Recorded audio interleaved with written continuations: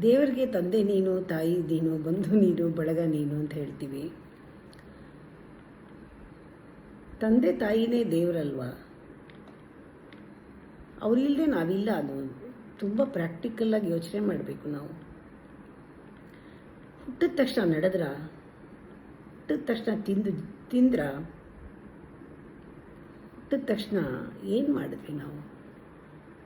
ಪೂರ್ತಿ ಡಿಪೆಂಡ್ ಆಗಿದ್ವಿ. ನಡೆಯೋಕ್ಕೆ ಬರೋವರೆಗೂ ಎತ್ಕೊಂಡಿದ್ದವರು, ನಮಗೆ ತಿನ್ನಕ್ಕೆ ಬರೋವರೆಗೂ ತಿನ್ನಿಸಿರೋರು, ಮಾತಾಡೋಕ್ಕೆ ಬರದೇ ಇರೋವಾಗ ಮಾತು ಕಲಿಸಿರೋರು, ಏನೆಲ್ಲ ಕೊಟ್ಟಿಲ್ಲ ಅವರು.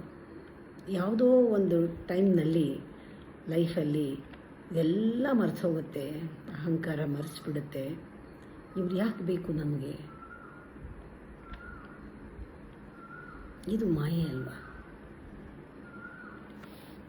ನೀನೇನು ಮಾಡಿದೆ? ಸ್ಕೂಲಿಗೆ ಬಿಟ್ಟಿದ್ಯಾರು? ಯೂನಿಫಾರ್ಮ್ ಒಗ್ದಿಟ್ಟಿದ್ಯಾರು? ನೀನೇನು ಮಾಡಿದೆ ಅಂತ ಕೇಳ್ತಾರಲ್ಲ. ಇಷ್ಟಾದರೂ ಅವಳು ಪ್ರೀತಿಸ್ತಾಳೆ.